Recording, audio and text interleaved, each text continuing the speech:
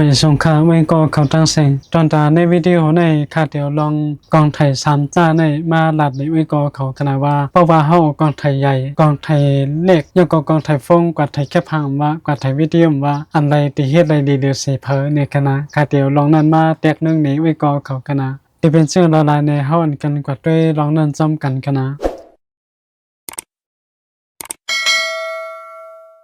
โจกาห้อมไปกว่าเขาลองเขาตั้งมันติเตวาวานั่นคาติย้อนลาดอนตั้งก่อนคณะว่าในวิดีโอโหในเรียนมันติเตเป็นจึงหือยากออีสังอีเสียงมันเป็นชื่อเตในนั้นคาเต็มเอามาลาดป้าคณะคาติลาดกว่าโหปัดมันกล้วยคณะคาเดียวมาแข่งกันด้วยว่ามันถ่ายวิดีโอไรหลีมอกะหือมันถ่ายแค่พังไรหลีมอกะหือยากอตั้งแจงมันติเป็นมอกะหืออันนึงและอันนึงฉะนั้นคณะโจกาห้อมไปกว่าด้วยลองแข่งกันนั่นคาติมานี่ว่ากองไทยจ้าหนึ่งและจ้าหนึ่งอันนึงและอันนึงนั่นมันถ่ายวิดีโอไรมอกะหือฟุยตี5 4K5 จากกว่านั่นคาเดียวฉะนั้นมานี่ไว้กอเขาคณะข้อมูลแต่ติคาเต็มปอกว่ายาวกาคณะอันตราสุดธรรมะด้วยในกองอ่อนลูกในคณะ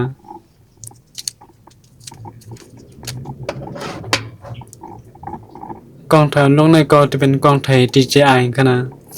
มันก็จะเป็น Action 4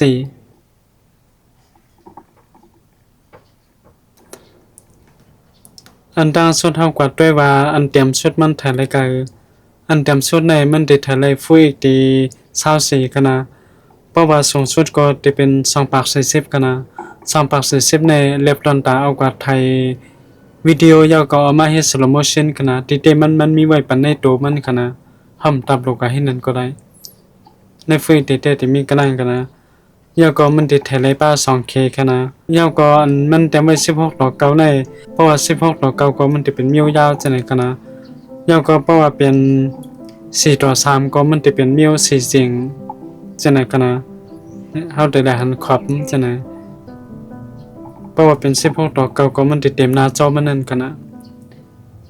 ย้อนนั้นมันติดถ่ายรายป้า 2K กันนะ 2K ก็มันจะเต็มสุดก็24สูงสุดก็1ปาก20กันนะวิดีโอมิว4เสียงสูงสุดมันจะเป็น60ด้วยกันนะเต็มสุดก็จะเป็น24กำเนิดเฮามาดี 4K กันนะดี 4K ในเพราะว่าค่าไทยกำบันนำป้อมจะ24ก็จะเป็น25 30กันนะด้วยกันนะค่าเต็มไทยสูงแล้วนั่นกันนะอย่างนั้นเต็มสุดก็จะเป็น24เพราะว่าสูงสุดก็จะเป็น1ปาก20กันนะยาวก็พอเป็นมิวอันเจังว่าเมื่อกันก็สูงสุดก็จะเป็น60เต็มสุดก็จะเป็น24 25ในกันนะยาวก็ส่วนมาทั้งหมดได้มันจะมีอันลดย่ำลองสั่นไว้มันปากันนะมันจะเตรียมไว้สเตตี้ที่ไหนกันนะเพราะว่าเฮาเต็กกว่าบ่ไหนมันจะมีปีกสเตตี้ประมาณร็อกสเตตี้พลัดกันนะยาวก็อันลดย่ำลองสั่นไว้มันในเพราะว่าเฮาก็เลือกไล่ไว้ไล่วางวิดีโอมันบ่ไหนมันก็เต็กกว่าเตึกเคิกป้าลองอันลดย่ำลองสั่นไว้มันปากันนะเพราะว่าสเตตี้ประมาณก็ได้ลดย่ำเลยประมาณเพราะว่าสเตตี้พลัดก็มันก็จะเรียกว่าลดย่ำเลยดีเต้ๆนั่นกันนะเพราะเป็น horizon balance ในมันจะเป็นลองเฮเกิงตั้งเกิงเฮากันนะโปเกิงหรือ45 degree ก็มันก็เต็มเฮกังปันไดนั่นกันนะตอนสเปควิดีโอในที่เป็นมอกนั่นกันนะที่อันเป็นตั้งกว้างตั้งแก็บมันในเพราะว่าเฮากว่าเลือกอันลดย่ำลองสั่นไว้มันบ่ได้มันก็ติเตึกเคิกกันป้ากันนะอย่างนั้นยาวก็แทงอันนึงกันนะกองไทยอ่อนตรงในมันติไทยป้าไหลตีล็อกแอมกันนะตีล็อกแอมก็สีมันติเป็นจางๆอีกนึงกันนะเพราะว่าเฮาใครไทยยาวกับมีสีมันเห็นนั่นก็เห็นไรกันยาวก็ในกองแถวตรงในมันติมีป้าตั้งสำตั้งไก่เล่นมันอีกนึงกันนะมันติหันจะไม่เป็นที่ไหนกันนะ1ในก็จะเป็น1จะเป็นประมาณมักก็ได้อันมันนี่อยู่ในกันนะยาวก็มันได้ก้น2กว่าได้แทงกันนะก้อยกะลายก้น2มันคำพอได้ใจยันแปลว่าเฮาได้เลยมาเต็กหึงๆยาวก็ลากให้ไหนกันนะมันได้สุกซักหมางปอกเป็นสมามันโอนนนดีอยู่ว่าในสิตาก้อยกะมันได้สุกซักย้อนนั้นเฮาได้เลยเต็กหึงๆให้ไหนกันนะเพราะว่าเฮาเต็กก็มันมากกันนะเพราะว่ากะเต็กมันได้ออกมาวันไหนตอนดากองไทยอ่อนลงในได้ที่มีหมอกกันกันนะกำในเฮาอ่อนกันสับกับด้วยกองไทยฟงกันนะ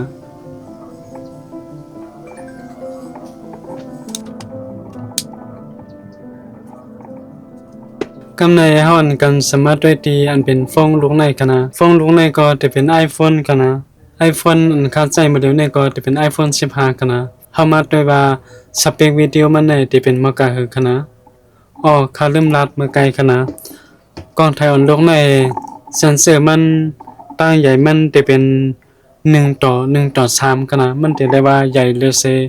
ฟองลูกในอีก1กันนะแล้วก็เมกะพิกเซลมันจะอยู่ที่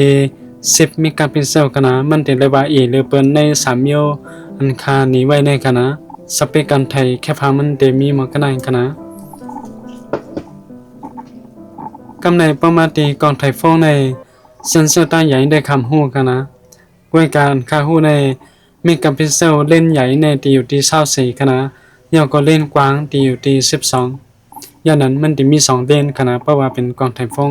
กำในเฮาก็ด้วยตั้งในสเปคการไทยวิดีโอมันกันนะแล้วก็เพราะว่าค่ากว่าไทยว่าในค่าจะใส่ออโต้หมดกันนะค่าจะใส่ออโต้ในจะเป็นรองสีมันกันนะแล้วก็จะเปิงอีกในค่าเต็มก็มีสีกันนะแล้วก็เพราะว่าเป็นในฟองในก็ค่าเดียวแอปกองไทยก้อยกันนะค่าเต็มก็ใช้แอปภายนอกกันนะเฮามาด้วยว่าสเปคการไทยวิดีโอมันจะเป็นมากกันนะเพราะว่าเฮาติดตั้งเหนือในอันนี้จะเป็นตีขึ้นลงตั้งเรียงตั้งรับสิ่งมันกันนะด้วยการนั้นก็ได้ปิกไว้แล้วก็เพราะว่าเฮาใครฮู้ว่ามันถ่ายวิดีโออะไรมากหือเนี่ยเฮามาด้วยที่นี่กันนะมันติดเตรียมไว้เป็นเสนอกันนะมันเพราะว่าเป็นฟูล HD เนี่ยมันติดถ่ายเลย24 30แล้วก็60กันนะก้อยกาติดมันเพราะว่าเพราะว่าเป็นฟูล HD เนี่ยมันเต็มปันถ่าย24กันนะเพราะว่าคัดติก24เนี่ยมันติไลฟ์กว่าเป็น 4K ออโตเมติกกันนะปกติ30เดมไปเป็น3กันนะก้อยกาเพราะว่าคัดติก20ปานไหนเฮาได้แลหันมามันไลฟ์กว่าเป็น 4K กันนะแล้วก็ประวัติคัดตั้งไว้เปิงตายได้คัดตั้งไว้เป็น HD 60กันนะยันเพราะว่าลง Facebook ว่าจังได๋ TikTok ว่าจังได๋มันก็ได้เป็นจังได๋กำปานำกันนะอันนั้นก็เขาได้เฮาว่า Full HD กันนะแล้วก็แทงลองนึงกันนะกองไทยฟ้องอันไหนอันโลเดียมเราสั่นไว้ในมันคอมพานีเขาเฮ็ดมาปานในตัวเครื่องเฮากันนะเฮาเต็มสร้างกว่าปีกกว่าเปิดไล่กันนะเพราะว่าเฮาแค่อันโลเดียมเราสั่นไว้มันลีขึ้นกว่าแทงบ่ไหนมันสิมีแทงที่เปิดอันนึงกันนะเพราะว่าเฮาออกมานี่เฮาได้แลหันอันไหนกันนะเพราะว่าเฮาเต็กบ่ไหนมันสิออกมานี่อันไหนก็จะเป็นไฟมันกันนะอันไหนมันจะเป็น exposure มันอันคาวานั่นก็จะเป็นอันไหนกันนะ action ไว้กามันจะลดย่ำวิดีโออันเฮาเต็กไว้กันนะโจคาใส่ฟองลูกในคาดำไปใส่สีปอกก่อนกันนะยันเพราะว่าปิก5เปิด5ในนั้นเหมือนทำปอกเปิงยันนั้นเพราะว่าเป็นรองสีมันว่าจะไหนคัดได้ไว้เป็นออโตเมติกกันนะยาวก็แทงรองนึงฟองอันไหนที่เป็น iPhone 15โยกๆไว้กันนะมันเต็มไทยหลอกไล่กันนะหลอกในคาหมายถึง CN มวนๆอันคาว่ามือไกลนั่นกันนะยันนั้นในฟองลูกในก็จะมีหมดกันนะกันนะกำในเฮากว่าด้วยในกองไทยกันนะกำในเฮากันสามารถด้วยในกองไทยในกันนะเซนเซอร์กองไทยลงในมันจะเป็นซ่า APS-C กันนะแล้วก็ resolution อันนั้นก็ตั้งแสงมันจะอยู่ที่24เมกะพิกเซลกันนะนั่นก็จะเป็นลองเมกะพิกเซลมันกันนะกำในเฮาสัมผัสด้วยทางสเปคการถ่ายวิดีโอมันกันนะเพราะว่าเฮาเปิดมาเฮาได้หันเป็นจังนั้นกันนะเพราะเป็น 4K เนี่ยมันได้ถ่ายไล่ 4K 25กันนะดีๆมันสูงสุดเนี่ยมันได้ถ่ายได้ถึง30กว่ากานั่นจะเป็นทางฟอร์แมตนึงกันนะมันจะนะว่าเท่าว่ายังก็จะมีทางอันนึงกันนะค่าเริ่มก็ในวิดีโอมันเหมือนเดิมจะเป็น25กันนะมันก็จะมีเหมือนกันเพราะว่า 4K กันนะ 4K เนี่ยมันจะถ่ายได้25เหมือนกันกันนะกว่ากาแม็กมันเนี่ยมันจะมี60เลยตั้ง1ปากกันนะกำไรเฮากันด้วยใน Full HD กันนะเพราะว่าเป็นใน Full HD เนี่ยมันก็จะถ่ายได้ถึง1ปากกันนะกว่ากา1ปากในจำหนังรับไว้เหมือนกันนั่นกันนะว่าเพราะว่าเฮาใครถ่ายมาเอากว่าเฮ็ด slow motion บ่ไหนเฮาก็ถ่ายเป็น1ปาก20อันนั้นก็2ปาก40ว่าซั่นกันนะกวยกาเพราะว่าเฮาได้ไทยย่อก็เอากว่าลงโยๆก็ก็เฮ็ด slow motion สั่งว่าซั่นน่ะไทยไว้เป็น50ว่าซั่นน่ะก็แล้วกันนะเพราะว่าเป็นในกำบันนำค่าได้ไทยเป็นเพราะว่าคำไทยเป็น 4K 25ก็ค่าได้ไทยเป็น Full HD 60 50ว่าซั่นน่ะกันนะอย่างก็วิดีโอค่าเฮ็ดอยู่มื้อเดียวในมันสิเป็น 4K 24กันนะอย่างนั้นวิดีโอค่าเดียวกว่าไทยทั้งหมดในจะเป็น 4K 24หมดกันนะ ในในก็ยาวในฟงก็ยาวขนาดเพราะว่าเป็นดองฟรีที่ได้มันติดไทยได้ถึง1 ปากขนาดก็ครับเพราะว่าเต็มสุดก็มันติอยู่ที่24 25นั่นขนาดในลองการถ่ายวิดีโอมันได้ที่มีหมดก็ได้ขนาดกำในการแต่งลาลองอันลดย่ำลองสันไว้มันขนาดกองถ่ายลงในมันเต็มมีอันลดย่ำลองสันไว้ในเซนเซอร์ดีเซนเซอร์มันขนาดมันเต็มมีมันจะหนังชอบไว้เขาใส่มาปันในกองถ่ายจะหนังก้อยขนาดเพราะว่าคาเต็กกว่าภายในสุดๆเพราะเนี่ยเฮาได้หันมันแต่ไม่ว่า steady shot นี่ขนาดเพราะว่าคาเต็กเข้ากว่าเพราะเนี่ยเฮาได้หันเป็น3เมียวจะไหนมันจะมีอันปิกยาวก็สแตนดาร์ดยาวก็แอคทีฟขนาดเพราะว่าสแตนดาร์ดในมันก็เต็มป้อเปิงหังกันตั้งปิกเลยตั้งเปิดขนาดตั้งกว้างตั้งแก็บมันก็เต็มป้อเปิงหังกันขนาดยาวก็เพราะว่าคาเต็กขึ้นกว่าเป็นแอคทีฟเพราะเนี่ยมันก็ติเลยว่าจันเข้ามาจำได้ขนาด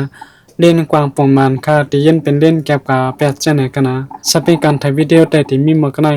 กำในค่าเตอ่อนกว่า3ตัวขนาดว่าตั้งแสงมันอำนั้นก็อันเลิศย่อมลองสั่นไว้มันว่าจังไหนมันได้เป็นเสื่อในเฮากว่าตัวจังนั้นขนาด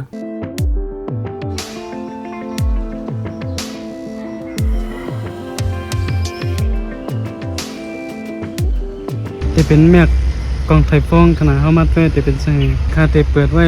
อันเลิศย่อมลองสั่นไว้เป็นรอสเตดี้ขนาดเปิ้นกองไทยออนเพราะเป็นในกองไทยอันไลน์เล่นได้ในแต่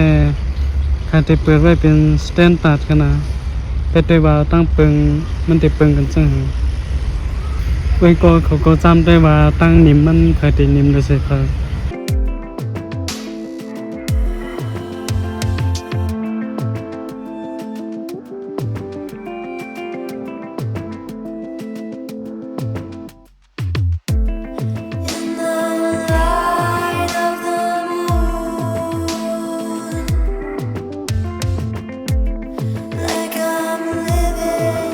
กำในคาเตเตียกใส่อันเลิศย่อมลองสันไว้อันดีเรือเปิ้นในกองไทยกูลุกในคณะกำในคาก็เปิดไว้เมื่อเราคณะไว้ก็เขาก็จำด้วยว่ามันจะเป็นซึ่งเพราะเป็นในพงในมันจะไล่ก็เป็น 2K เป็ดคณะ 4K มันเต็มไทยไล่คณะแม่ก็จะเป็นแม่มาตีกองไทยคณะเอาด้วยว่ามันลดย่ำลองสันไว้เลยบ่กล้าขับไปโยโย่คณะนะ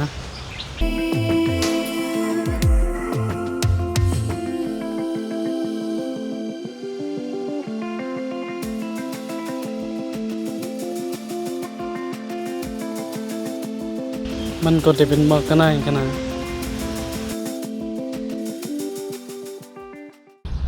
อันในข้าก็ถ่ายไว้ในขณะว่าเพราะว่าปิกอันรถย่ำลองสั่นไว้ยาวก็มาด้วยว่าตั้งกว้างมันติดกว้างต่างคือเพราะไหนกล้วยก็เขาก็จะได้หันเป็นบอกกันได้ขนาดเพราะเป็นกองไทยก็มันจะเป็นเลียนอันคานี้ไว้นั่นขนาดจะเป็น16/10ขนาดตั้งกว้างมันก็จะอยู่ที่16เอาด้วยว่าตั้งความมันก็จะเป็นมอกกะไนขนาดเพราะเป็นในพงก็ตั้งความมันจะเลยเป็นมอกกะไนขนาดอันนี้เป็นเล่นกว้างขนาดด้วยการในกองไทยวันนี้ได้คัดลำไปใส่กันขนาดเขาแต่เลยหันมากว้างเลยเปิ้นในตั้ง3อันในขนาดเขาด้วยตัวไม่หิ้มค้างในขนาดเพราะเป็นในกองไทยในเขาตัวแต่หันกิ่งไม้กล้วยขนาดก็เป็นในฟองได้ก็เฮาแต่หันต้นไม้เนาะต้นไม้ในคณะเฮาแต่ละหันตามได้พวกข้าใช้เล่นกว้างนี่มันจะเป็นมอกกะไนคณะเฮาแต่ละหันบางไหลป้าทั้งในคณะอันในก็จะเป็นตั้งกว้างอันมันติเฮ็ดไหลคณะกำในเฮาก็ด้วยว่ามันติจันไกลไหลมอกะคณะตั้ง3อันคณะ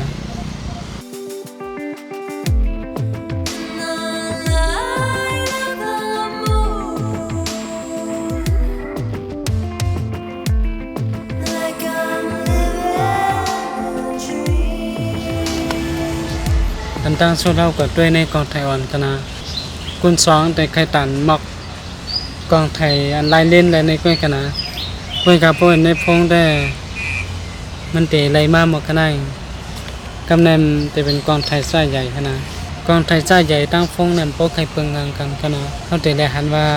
อันนั้นบ่จันไกลไล่ตานเปิ้นในมันจะเป็นกองไทยอันเล็กๆในคณะ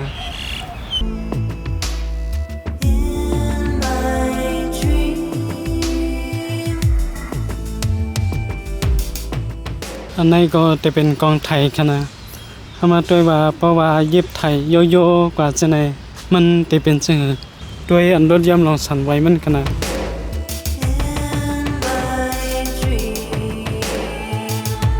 คำในก็จะเป็นฟ้องขนาดซ้ำด้วยว่ามันเป็นมากาฟ้องในก็จะได้ว่าใจง่ายเลยเปิ่นขนาดกล้วยกาหมากมันจะเชื่อมดแล้วก็มันจะไขไม้ไว้อันรถย่ำลองสั่นไว้มันแต่เพราะเป็น iPhone เต็มตับหรือไม่ใจขนาด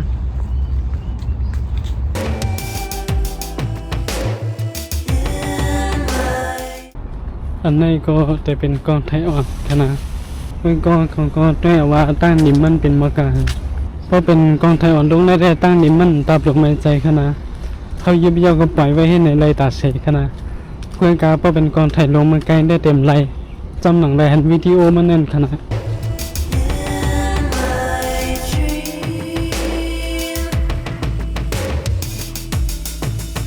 อันลองอย่างนี้มันจะมีแถมเมียวหนึ่งอันกองไทยเจ้าในไทยเลยขนาดนั่นก็จะเป็นการไทยเจ้าในขนาดคาติมาไทยนี้ขนาดกวยกะสังว่าข้าวอันไหนกว่าไทยในห่างพางมันจะเป็นเสื่องหือในแปดด้วยขนาดเพราะว่าข้าวกองไทยเจ้าในมาไทยมันซ้ำจะเป็นเสื่อในห้าวันกันมาด้วยขนาดย้อนเพราะว่ากองไทยเจ้าในเซนเซอร์มันใหญ่นั่นขนาดลองว่าหลังมันว่าเจ้าในมันก็จะเฮ็ดได้ดี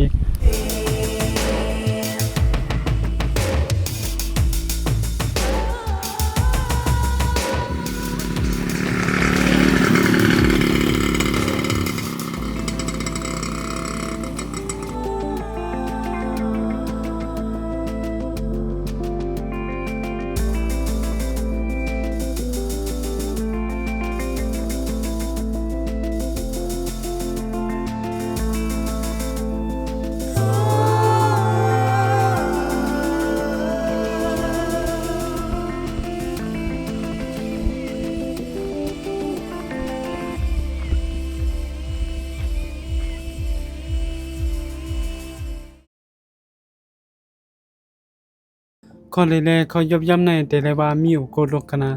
ก้วยกาตนตาอันตั้งสดคาเดียวก็ไทยมาลาดกนายันแปลว่า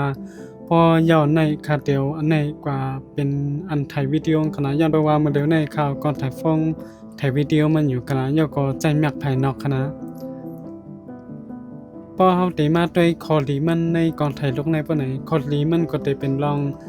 มันติแจงเลยดีเลยสิเปิ้นในกองไทยฟ้องย่อก็กองไทยสองในขนาดมันติแจงดีเลยสิสองในขนาดนั่นเป็นคอลีมันขนาดย่อก็คอลีมันคอต่อมาก็ยันเพราะว่ามันไทยหลอกไรนั่นขนาดเพราะว่าเฮาได้ไทยมาย่อก็เอากว่ามีสิมันที่เตว่าปานไหนอันไหนแต่เลยว่าดีเลยเปิ้นตั้งสองซ่านั่นขนาดคอลีคอต่อมาก็แต่เป็นรองเว้าหลังมันขนาดยันเพราะว่ามันเป็นกองไทยจ่ายใหญ่ขนาดเซนเซอร์มันก็ที่เป็นจ่ายใหญ่ย่านนั้นแลเพราะว่าเฮาไทยสั่งเสริมว่ามันได้เว้าหลังปันออโตเมติกขนาดยันเพราะว่าเซนเซอร์มันเป็นจ่ายใหญ่นั่นขนาดคอลีมันแต่มีหมอกระไรกว่าขนาดกำไรเฮาอันกันจำกัดด้วยคอยยบย่ำมันขนาดคอยยบย่ำมันในยันเพราะว่ามันเป็นกองไทยจ่านรายเล่นรายนั่นขนาดยอก็มันใหญ่แต่ว่าในไทยหึงนั่นมันก็เต็มป้อเฮ็ดอะไรดีขนาดยอก็มันเต็มไม้ขนาดเพราะว่าเป็นกองไทยลูกในขนาดก้อยกระต่างลูกได้ว่าถึงเมียวหนึ่งขนาดยันเพราะว่ามันไม้นั่นขนาดเพราะว่ามันไม้บ่ไหนหมากมันก็ได้เจียวหมดจำขนาดเพราะไว้เป็นกองไทยลูกในแต่ค้าไว้เป็นไม้สองขนาดลองไทยไรหึงมันขนาดยันเพราะว่ามันเป็นกองไทยจ่ายใหญ่นั่นขนาดเพราะว่าเฮาไทยหึงบ่ไหนกัดมันได้เจียวเต็มขนาดอันนั้นก็ได้เป็นคอยยบย่ำมันคอยยบย่ำขอต่อมาก็ที่เป็นอันลดย่ำลองสั่นไหวมันขนาดเพราะว่ามันมีบ่ไหนลองสั่นลองไหวมันก็จะเป็นจำหนังอ้วยก็เขาหันมานั่นขนาดเชิญว่ามาในก็จะเป็นคอลีแลคอยยบย่ำกองไทยอ่อนลกในขนาดกำในเฮาอันกันกวาดด้วยในฟองขนาดกำในเฮาอันกันสามารถด้วยคอลีแลคอยยบย่ำกองไทยฟองขนาดกองไทยฟองในจำหนังเฮาใจกันกวนขนาดมันก็จะได้ว่าจะรายงานได้ๆขนาดย่านนั้นแลคอนตั้งสุดคอลีมันก็จะเป็นรองใจง่ายมันขนาดเฮาเปิดมาเฮาไข่ไทยกับเหนียวเฮาก็เฮ็ดไรขนาดเพราะว่าเป็นกองไทยฟองยันแปลว่าเฮาเอาจับตัวเฮาจอมตัดเสียวยาวขนาดอันนั้นก็จะเป็นคอลีมันขนาด ข้อดีมันข้อต่อมาก็ลองตั้งแจงมันว่าจะได้อันดับลงไม่ใจกันนะยังก็ลองอดโฟกัสมันนั่นแต่อยู่ที่ฟองจัดไหลจัดนั้นก็กันนะเพราะว่าเป็น iPhone ว่าจะในก็เดว่าดีเต้ๆกันนะยาวก็แห่งข้อนึงก็จะเป็นลองอันรถย่อมลองสั่นไหวมันกันนะอันว่าจะเป็นเล่นกวางก็ยาวเล่นแก็บก็ยาวมันเดว่าเฮ็ดเลยดีเต้ๆกันนะอันรถย่อมลองสั่นไหวมันกันนะอุ้ยก็เขาก็เดได้หันเป็นจันกันนะอย่างนั้นเจิญว่ามาในก็จะเป็นข้อดีมันกันนะกำในเฮาก็เลยคอยยบย่อมมันกันนะคอยยบย่อมมันก็จะมีว่าหมากมันเดเจ้าหมดกันนะจำหนังข่าวก็ใจด้วยแต่มันเดได้ว่าไม่ไหวเลยเสเปิ้นในก่อนไทยในยาวก็ก่อนไทยใหญ่ลูกในกันนะก่อนไทยฟ้องลูกในมันเดได้ว่าไม่ไหวเลยเปิ้นยาวก็หมากมันก็เดเจ้าหมดเลยเปิ้นกันนะคอยยบย่อมขอต่อมาก็เพราะว่าเฮาไทยที่ได้ว่าบ่ไหนมันเดจังคำกันนะเพราะว่าเป็นฟ้องเพราะว่าเป็นอันไหนยาวก็กองไทยใหญ่ในปานไหนมันเต็มปอสองคำกันนะก้อยกับบ่นฟ้องแต่คำไว้ที่แต่เพราะว่ามันใหม่ก็มันคำเอากันนะฉะนั้นก็จะเป็นข้อดีเลยคอยยุบย่อมกองไทยฟ้องลูกในกันนะ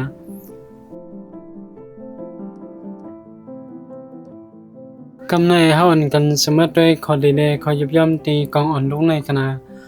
กองไทยอ่อนลูกในลองตั้งใจเลยหลีมันแน่คาเตไว้เป็นหมายหนึ่งกันนะ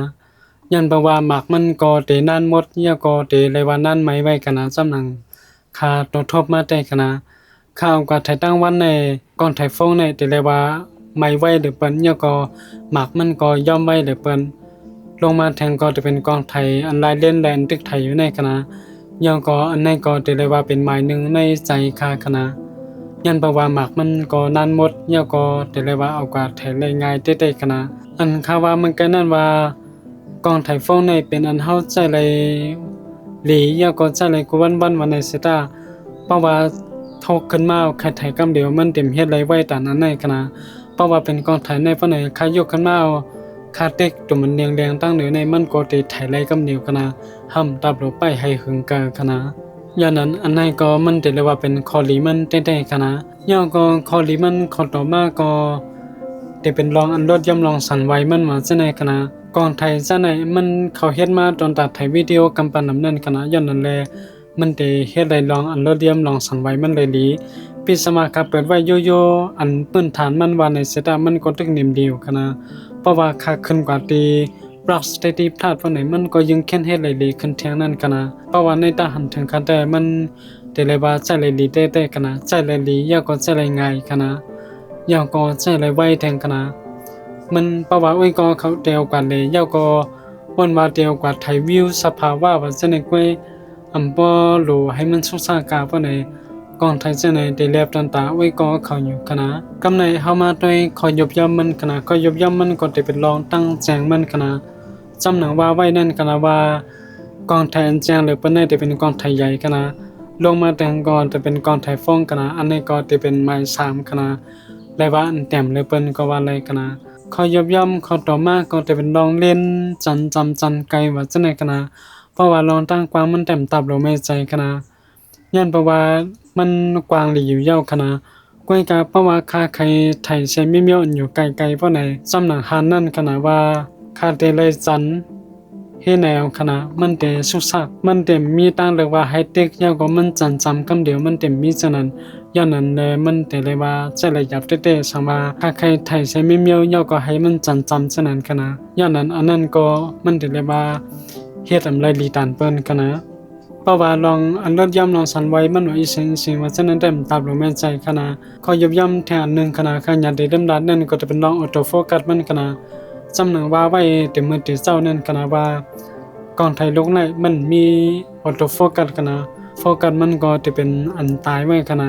ย้อนนั้นมันก็จะเรียกว่าใช้ระยับในลองออโต้โฟกัสมันคณะย้อนแปลว่ามันมีออโต้โฟกัสคณะในวิดีโอโหในแต่มีหมอกนายคณะว่า